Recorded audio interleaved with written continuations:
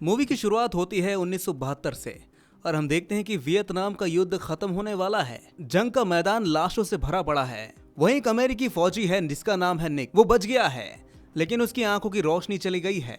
हाथ पैर हिलाकर वो अब अपने दोस्त और साथी फौजी फ्रैंक को ढूंढ रहा है, लेकिन दुर्भाग्य से वो एक जाल में फंस जाता है और आदिवासी उसे पकड़ लेते हैं।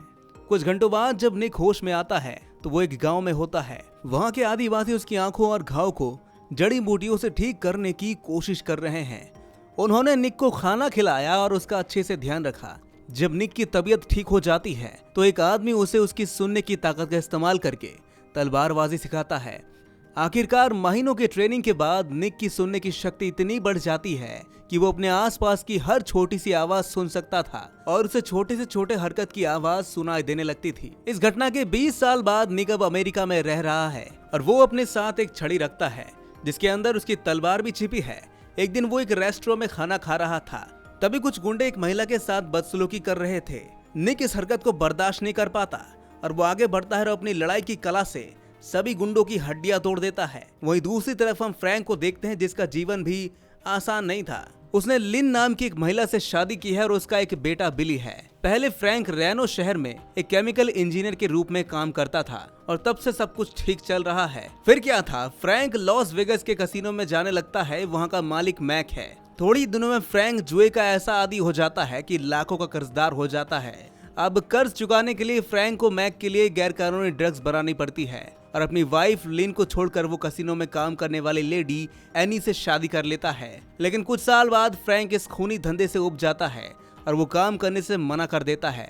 लेकिन मैक उसे धमकी देता है, जब तक तू मेरा कर्ज नहीं चुकाएगा तब तक तू यही करेगा काम। फिर क्या था, मैक के गुंडे फ्रैंक को छत से उल्टा लटका देते हैं क्योंकि मैक चाहता है कि फ्रैंक और भी खतरनाक ड्रग्स बनाए। लेकिन जब फ्रैंक इसके लिए मना कर देता है तो मैक उसकी पहली वाइफ लिन और बेटे बिली को अगवा करके फ्रैंक को ब्लैकमेल करने का प्लान बनाते हैं। इधर हम देखते हैं कि निक अपने पुराने दोस्त फ्रैंक को ढूंढते ढूंढते लिन के घर घुस जाता है। लिन उसे बताती है कि हमारा तलाक हो चुका है और फ्रैंक अब रेनो में रहता है। तभी कोई दरवाजा जोर से खटपटाता है तो लिन दरवाजा खोलती है। पुलिस वाले अंदर आते हैं और कहते हैं कि हमें बिली से मिलना है क्योंकि वो एक जुर्म का गवाह है। जिसके थोड़ी देर बाद मैक का गुंडा स्लैग अंदर आता है। तभी निक को भी लगता है कि कुछ तो गड़बड़ है भाई, तो वो पुलिस वालों से वारंट मांगता है।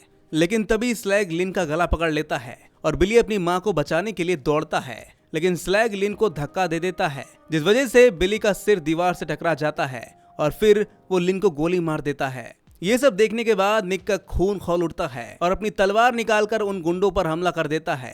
अंधा होने के बावजूद भी वो सभी गुंडों को मार गिराता है। फिर वो स्लैग पर भी हमला करता है लेकिन वो भाग जाता है, जिसके बाद निक लिन को उठाता है जो अपनी आखिरी सांसें गिन रही होती है। पर मरने से पहले लिन निक को बिली की देखभाल करने की जिम्मेदारी सौंप जाती है। तभी कुछ देर बाद जब बिली होश में आता है तो निक उसे बताता है कि हम तुम्हारे फादर से मिलने रेनो जा रहे हैं। जब बिली अपनी माँ के बारे में निक से पूछता है तो निक झूठ कह देता है कि वो घर पर है। फिर दोनों रेनो के लिए निकल पड़ते हैं। उधर फ्रैंक अखबार में लिन की मौत और बिली के गायब होने की खबर पढ़ता है। उसे समझ में आ जाता है कि ये सब मैक की करतूत है। मजबूरी में वो फिर से मैक के लिए ड्रग्स बनाना शुरू कर देता है। इधर निक और बिली की जोड़ी जम नहीं रही थी। बिली उसे अंधा कहकर चिढ़ाता है। एक रात बिली निक का पर्स चुराने की कोशिश करता है पर निक को पता चल जाता है लेकिन वो उसे कुछ कहता नहीं। तब पर्स में बिली को उसके फादर फ्रैंक और निक की फौजी यूनिफॉर्म में फोटो मिलती है। वो निक से पूछता है कि वो अंधा कैसे हुआ। फिर हम फ्लैशबैक में देखते हैं कि 21 साल पहले वियतनाम में निक, फ्रैंक और उनके दोस्तों का आखिरी दिन है। सब खुश थे लेकिन इसी बीच अचानक उन पर वियतनाम के फौजी हमला कर देते हैं।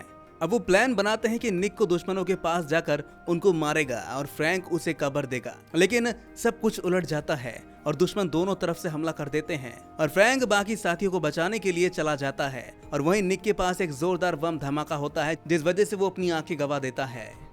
लेकिन इतना कुछ होने के बाद भी निक के मन में फ्रैंक के लिए कुछ नहीं था। फिर हम प्रेजेंट में देखते हैं कि नाश्ते के लिए उनकी बस एक गैस स्टेशन पर रुकती है। बिली अपनी माँ को फोन करने के लिए दौड़ता है लेकिन तभी निक उसे रोककर सारी सच्चाई बताता है जिससे बिली बहुत ही दुखी होता है और खेतों की ओर भाग जाता है। निक भी उसके पीछे दौड़ता है लेकिन अंधा होता है बेचारा, इसलिए वो रास्ता भटक जाता है। इधर स्लैग और उसके गुंडे भी यहाँ पर पहुंच जाते हैं और बिली को पकड़ लेते हैं और फिर स्लैग बिली को एक झोपड़ी में ले जाता है और बाकी गुंडे निक को ढूंढने लगते हैं। पर निक अपनी जबरदस्त लड़ाई की कला से सभी गुंडों को धूल चटा देता है और फिर वो झोपड़ी की तरफ बढ़ता है। पर दूर से ही स्लैग उस पर गोली चलाता है लेकिन वो चूक जाता है और निक उस झोपड़ी तक पहुंच जाता है। निक झोपड़ी का उस लकड़ी को काट देता है जिस पर पूरी झोपड़ी टिकी हुई थी और फिर वो झोपड़ी टूटकर तहस नहस हो जाती है और इसी बीच वो स्लैग पर हमला कर देता है और बिली को बचा लेता है और यहाँ से बचकर दोनों निकल जाते हैं। वहीं हम स्लैग को देखते हैं जो बच चुका है क्योंकि उसने बुलेट प्रूफ जैकेट पहना हुआ था। अब ये खबर मैक तक पहुंचती है कि उसके गुंडे नाकाम रहे जिससे वो बेहद परेशान हो जाता है। उधर फ्रैंक जल्दी जल्दी ड्रग्स बना रहा था क्योंकि उसे लग रहा था कि बिली मैक के पास है, लेकिन असल में मैक के पास ना तो बिली है और ना ही वो अंधा आदमी, जिसकी वजह से ये गड़बड़ी हुई थी। वहीं हम देखते हैं कि इधर निक और बिली की बस छूट गई है जिसकी वजह से उन दोनों को नदी के किनारे रात बितानी पड़ती है। रात को बिली अपनी माँ को याद करके बहुत रोता है जिसे देखकर निक भी उदास होता है। अब अगली सुबह वो किसी से लिफ्ट लेकर फ्रैंक के घर पहुंचते हैं। बिली अंदर जाना नहीं चाहता था क्योंकि उसे लगता है कि उसके फादर उससे नफरत करते हैं, लेकिन निक उसे समझाता है और वो घर का दरवाजा खटखटाते हैं और एनी दरवाजा खोलती है और उन दोनों को अंदर ले आती है। और अंदर आते ही निक को लगता है कि कुछ तो गड़बड़ है। तभी मैक के गुंडे आते हैं और निक को बेहोश कर देते हैं और बिली को बांधकर दोनों को अपनी वैन में डाल देते हैं और फिर वो एनी को लेकर यहाँ से निकल जाते हैं। एनी मजबूरी में ये सब कर रही थी। अब वैन लॉस वेगास की ओर जा रही थी और कुछ देर बाद रास्ते में निक को होश आता है और उसे किसी चीज की आवाज सुनाई देती है और वो दिमाग लगाकर सोचता है कि उन गुंडों ने उसकी छड़ी हाईवे पर फेंक दी है।